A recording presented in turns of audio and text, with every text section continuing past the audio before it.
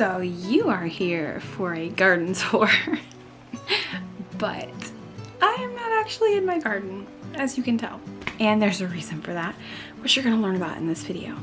But before you go anywhere, I want you to hit the subscribe button and the notification bell, because we will be doing some amazing gardening things this year. We will. We just have to get to that point. Alright, so if this is your first time here, my name is Amy Fuel from thefuelhomestead.com. I am also the founder of Homesteaders of America. And if you are here, you're either a subscriber or you're probably coming here from the garden tour that we're doing on the HOA YouTube channel, which is Homesteaders of America, HOA. So this week, my plan, we had this great plan to show you guys us plowing our brand new garden space up. We actually have like a quarter of the space plowed up. And that was to get our root vegetables in and things like that. But we had this long strip, like longer than my house, that we wanted to till up with the plow and the old Ford 8N tractor that we have.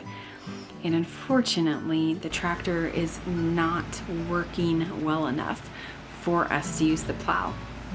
We actually started on it this weekend, this past weekend, and we were able to get one pass through, and the tractor there was some tinkering going on and it just wasn't gonna pull that plow.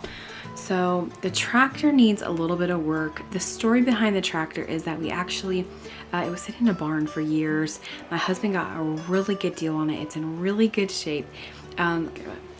I love this tractor because it is vintage, it is wonderful, it will get the job done once we work out some kinks and different things.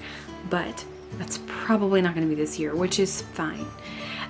So I am showing you clips, overlays of different things that's happening in the garden. So this past weekend we also had a huge frost, and we covered up our potatoes, which had some frost damage on them. It got down to 28 degrees where we live, and you'll notice that the rows that had the actual row cover on top of it, the AGRIBON row cover, they did well. But the rows that just had tarps, they didn't do as well. So I thought that was an interesting thing to share with you, because the AGRIBON did its job. The tarp, not so much, because it wasn't laying as well flush against the plants as the AGRIBON did. So I've gone ahead and I've ordered some hoops to put. I got the AGRIBON for our lettuces and cabbages this year, but I have ordered the hoops, and so if we have any more crazy frosts, then at least we'll have the hoops for the AGRIBON to drape on. I will also leave a link to the AGRIBON in the description of this video, because I got it off Amazon and it came pretty quickly. So besides that, we had great plans to go from the garden that I'm showing you now all the way to the end of that black silt fence. That is what our plan was this past weekend, to plow. And it would have been a lot of work. We would have plowed it and then we would have tilled over top of it. Basically the plow would have gotten all of the grass up, all of it. It shredded it up like sod. And then we would have been able to come back in and till up there. It was perfect. It just would have been perfect, but perfect doesn't exist. And we are going to make do with what we can this year. We are very busy. We do not have time to pour money or time into this tractor. I wish that I had somebody near me that would just plow it for me, but I don't think that's going to happen either.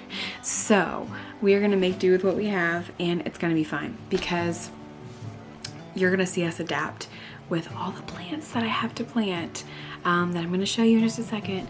And I still have a bunch of plants to plant from seed that I can't even show you right now, that are direct sown, like beans and some cucumbers and squash and pumpkins. But we're going to make it work, and I'm going to show you that you can adapt to anything and still grow your own food. So what we have going on in the garden right now are just potatoes, carrots, onions, some beets, and some collards. The beets and collards I just planted, so they're not coming up yet. We have little tiny carrots that are starting to come up, and the potatoes have definitely come up. They're coming up well. I have some spring garlic that I need to go plant, and I'm going to try to do that this week. Even though we didn't get it plowed today, it's fine. I still have space in the garden where I'm going to plant a couple rows of garlic. It's called Walla Walla garlic, and I'm curious to see how it grows because so far I hear good things about it. So you're supposed to be able to plant it in the spring and then harvest it in the fall. So we'll see how that works. Okay, I'm gonna show you real quick the plants that we have, and then that's basically it this week. What I want to encourage you though, to come back, definitely subscribe because like I said, I am gonna do some more videos of some plantings that are coming up. So now that I know, like, it's just the fact of knowing, okay, we're not doing this, cut it, here's what I have to work with. So now that I know what I'm working with and I'm not pouring my time into this extra garden space, I'm used to gardening in small spaces. We live on a ½ acre currently. We haven't moved to the new land yet because we haven't been able to start building yet. I can do a lot with a small space, and so I'm hoping to show you exactly how that is gonna work. I've got 50 some tomato plants I need to plant, and I'm gonna tell you, I'm gonna make it all fit. I am, because I have goals. And besides that, I definitely want to go through a lot of herbal things with you this year too, like the yarrow. Yarrow is so great. So I'm going to try to get that video up in the next 2 to 3 weeks, and just other things that we're working on. So, all right, let me go show you what we have going on outside.